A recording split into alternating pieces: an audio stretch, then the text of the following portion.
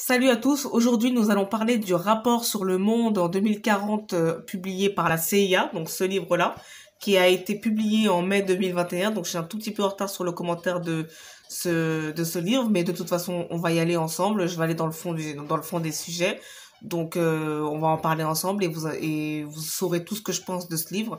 Je n'ai pas une très bonne opinion de ce livre, vous verrez ça. D'abord, je vous invite à vous abonner et cela permettra de soutenir ma chaîne, de mon travail, de faire monter les algorithmes, etc., etc. Comme vous le savez tous probablement déjà sur YouTube, vous connaissez le système. Je n'autorise pas les commentaires sur ma chaîne d'actualité politique, mais vous pouvez vous abonner, mettre les notifications et liker les vidéos. Alors, sur ce rapport sur le monde en 2040 de la CIA, ce livre est donc paru en mai 2021. Et la saison dernière, la saison médiatique dernière, donc on a vu le préfacier de ce livre qui s'appelle Piotr Smolar. On l'a vu partout dans les médias. Si on le voit partout dans les médias pour faire la promotion de ce livre et le faire vendre, c'est que derrière donc il y a une stratégie média. Donc on a envoyé les dossiers de presse et les communiqués de presse à tous les médias pour obtenir des rendez-vous, pour obtenir des émissions, des parutions dans les médias, etc.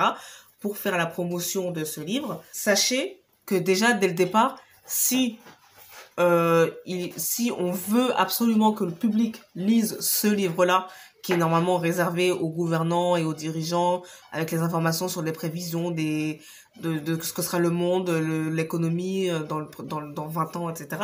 Normalement, ça, c'est des choses qui aident les gouvernants et les dirigeants à prendre des décisions et à gouverner. Donc déjà, il faut s'interroger sur pourquoi veut-on que le public ait accès à ce livre-là en particulier? Pourquoi veut-on que on publie ça à destination du public, que le public lise ça et pas un autre document? Pourquoi veut-on que ce soit à ce livre-là qu'on ait accès et pas à d'autres informations, etc. Et pourquoi on fait en sorte que les grands médias parlent de ce document? Et ça veut dire aussi que les grands médias acceptent de participer à la promotion de ce livre-là. Et pourquoi ce livre-là et pas un autre? Donc déjà, on peut se demander, on peut se dire qu'il y a peut-être un terreau idéologique, une convergence idéologique entre les gens qui veulent publier ça et les gens qui décident d'en parler dans les médias.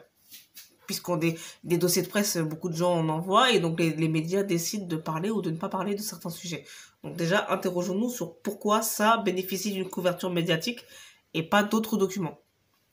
Ensuite, donc je vais vous parler du contenu et de ce qui moi m'a dérangé parce que j'ai une mauvaise opinion de ce livre.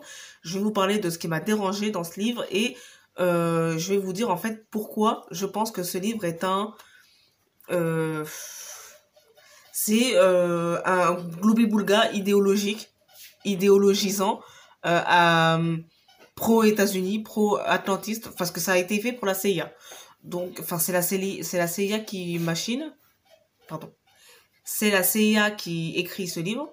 Donc, ce n'est pas un organisme qui veut du bien à la France, à l'Europe. C'est la CIA, c'est-à-dire que c'est un organisme qui voit en fonction des intérêts américains.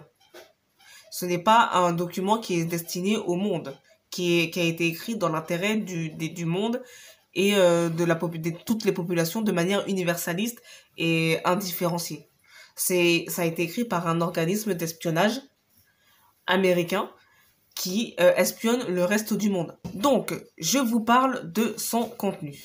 Alors, le rapport évoque une augmentation du nombre de normes commerciales non tarifaires, notamment concernant la protection des données, la protection de la vie privée, la sécurité nationale, la sécurité des produits vendus, etc., etc. Et l'augmentation de ces normes va constituer un entravement au commerce mondial. Un entravement du commerce mondial. Et il y a une autre chose qui va aussi entraver le commerce mondial, c'est l'augmentation du nombre de traités bilatéraux, donc pas multilatéraux, bilatéraux, en défaveur des traités multilatéraux globalisants, notamment qui parleraient de libre-échange, qui concernerait le libre-échange des personnes, des matériaux, des services. Donc, tous ces règlements qui concernent les sécurités et tout le nombre de traités qui augmente, de traités bilatéraux sur le commerce, ça constituera un entravement au commerce parce que ça va complexifier le commerce mondial. Et ça va produire un ralentissement du commerce mondial. Il faut savoir qu'il y a beaucoup de gens, parce que ça n'est pas écrit comme ça, ils vous couvrent ça de choses vaguement factuelles et ils vont pas au bout de l'idéologie. En général, dans les idéologies, quand on dit il y a trop de normes dispersées et trop de traités dispersés, ça veut dire il faut des normes mondiales, des règlements mondiaux, voire même des lois mondiales. Et donc, pour fabriquer les lois mondiales et faire respecter les lois mondiales, par extension, il faut donc un gouvernement mondial. C'est ça qu'on vous dit derrière. Quand on vous dit dans le schéma actuel et peut-être dans le futur, il y aura trop de normes différentes en fonction des traités nationaux entre chaque nation. Donc, parce que les traités bilatéraux, c'est les traités entre chaque nation. Et il y aura même trop de normes nationales qui inquiéteront les nations, qui vont entraver le commerce. Ce qu'on nous dit, ce que le rapport ne dit pas, mais ce qui est en fait sous-tendu, quand on dit il y a trop de normes différentes dans le monde, ça veut dire qu'il faut tout uniformiser. Il faut donc globaliser les normes, avoir la même norme dans le monde uniformisé. Donc, pour faire respecter ces règles dans le monde, ce qu'il faut, c'est un gouvernement mondial. Et pour fabriquer ces lois mondiales, uniformisées, il faut donc un organisme de fabrication des lois qui soit mondial. C'est ça le truc. Et donc, il vous dit par exemple, ce rapport, que l'Union européenne va peser elle-même en matière sur l'économie en fabriquant de plus en plus de normes qui concerneront quoi? La sécurité nationale. Donc, soit ce rapport confond la nation avec le traité multilatéral qu'est l'Union européenne, soit ce traité prend déjà acte que l'Union européenne va traiter en termes de compétences dans les prochaines années la sécurité nationale, c'est-à-dire la souveraineté nationale. C'est-à-dire que ce rapport déjà acte que soit la nation sera totalement vidée de ses compétences et de son sens, soit il n'y aura peut-être même plus de nation du tout. En tout cas en Europe. Parce que l'Union européenne aura pompé toutes les compétences, notamment en matière de sécurité nationale. C'est ce que le rapport nous dit. Enfin, le rapport dit, il ne dit qu'une seule phrase. Il dit, l'Union européenne va peser sur l'économie mondiale avec ses nouvelles normes sur la sécurité nationale. C'est la seule phrase qui est écrite clairement dans le rapport. Mais, les gens qui écrivent ce rapport, ils ne peuvent pas confondre la nation et le traité multilatéral. Ça n'est pas possible. Ces gens ne confondent pas la notion de nation avec une institution internationale, comme l'Union européenne. Ils ne confondent pas les deux. Ils savent ce que sont les organisations internationales et les traités multilatéraux. Ils en parlent. Ça fait partie des sujets dont ils parlent. Donc ça veut dire qu'il est acté dans ce rapport que l'Union européenne va constituer un acteur majeur politique dans le monde et que ce traité, l'Union européenne, va pomper les compétences des États et des nations. C'est ça que ce rapport acte. C'est écrit clairement, on nous le dit, il suffit de le lire, il le dit clairement, c'est acté. Par ailleurs, ce rapport évoque un processus de régionalisation qui va s'enclencher dans toutes les autres régions du monde, notamment au Moyen-Orient et en Asie. Et notamment en Asie, vous allez avoir les pays qui vont s'allier entre eux, qui vont se régionaliser, créer des nouvelles institutions régionales de décision. Le Japon, la Chine, l'Indonésie, l'Inde, qui vont créer des instances régionales sur le modèle de l'Union européenne. En Amérique latine, ce processus a déjà commencé. Vous avez le Mercosur qui a peu moins d'influence économique et politique que l'Union européenne, mais en fait c'est ce qu'on a recherché, c'était à copier le modèle de l'Union européenne avec le Mercosur. Donc vous voyez, ce rapport nous explique que ce processus va continuer à s'aggraver dans le temps. Et ce rapport constitue une boussole pour les différents gouvernements, notamment le gouvernement américain. Et ce rapport, il est il s'inscrit dans l'idéologie mondialiste. Donc, comme je vous le disais, il est favorable à une gouvernance mondiale. Et en plus, il argumente, pour dire qu'il faut avancer vers une gouvernance mondiale, il argumente que les organisations internationales et les réglementations internationales sont beaucoup trop peu respectées par les nations pour que ça ait une efficience et une efficacité à l'échelle mondiale. Donc, ce rapport ne dit pas il faut donc une gouvernance mondiale pour remplacer les décisions des nations. Il dit les échelles nationales entravent la bonne marche du monde. C'est ce qu'il vous dit. Il vous dit les réglementations ne sont pas suffisamment respectées par les nations. Donc, ce qu'on comprend, il dit les organisations internationales ne sont pas suffisamment respectées et les réglementations internationales ne sont pas suffisamment respectées. Donc, ce qu'il dit, c'est que nous devons réussir à ce que les organisations internationales et les réglementations internationales soient mieux respectées. Et à l'échelle des nations, les nations empêchent le respect des organisations internationales et ça empêche les organisations internationales d'avoir assez d'autorité en fait. Donc, pour pouvoir augmenter l'autorité des organisations internationales, il faut transcender les nations, aller au-delà des gouvernements nationaux et donc il faut une gouvernance mondiale qui fasse donc respecter ces organisations internationales qui seraient un peu les équivalents de ministères mondiaux quoi. Sur chaque sujet, la santé, le commerce, les règlements des conflits, l'armée, la défense. D'ailleurs, ce rapport explique que la défense européenne n'est pas suffisante parce qu'il y a trop d'intérêts nationaux en jeu, que les armées sont trop différentes entre elles et on a du mal donc à construire une défense européenne et ils disent qu'il faut un budget avec une défense européenne qui est bloquée par les intérêts nationaux des pays européens. Donc, il faut une armée régionale. C'est ça qu'ils nous disent. Il faut une défense européenne. Donc, ça veut dire que, désormais, la défense, ce ne sera plus un sujet de souveraineté nationale. Non plus.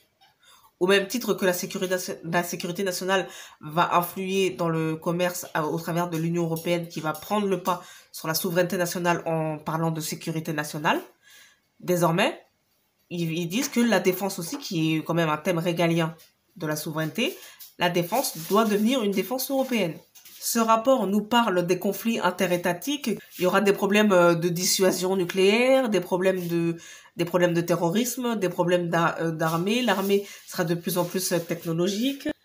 Et donc, il parle beaucoup des conflits interétatiques d'ordre militaire, mais jamais il n'est évoqué les conflits interétatiques au niveau économique et au niveau des renseignements et de la surveillance.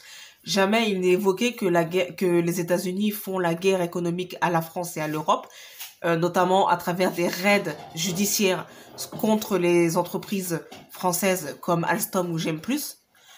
Jamais il n'est évoqué que les États-Unis, au travers de la NSA, surveillent tous les gouvernements européens. Et ça, c'est sorti dans tous les médias, donc ça, vous le savez. Jamais il n'est question des services de renseignement européens, de comment ils sont devenus atlantistes et qu'ils croient que les Américains sont leurs alliés alors qu'ils sont surveillés par eux. Et jamais il n'est question de souveraineté diplomatique et de souveraineté économique. Jamais.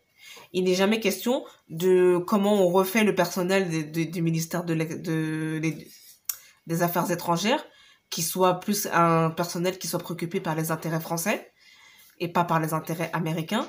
Et jamais on demande aux gens de réformer les grandes écoles qui créent les diplomates pour leur faire dire attention à la guerre économique, à l'espionnage industriel, aux raids judiciaires ou à la surveillance. Jamais.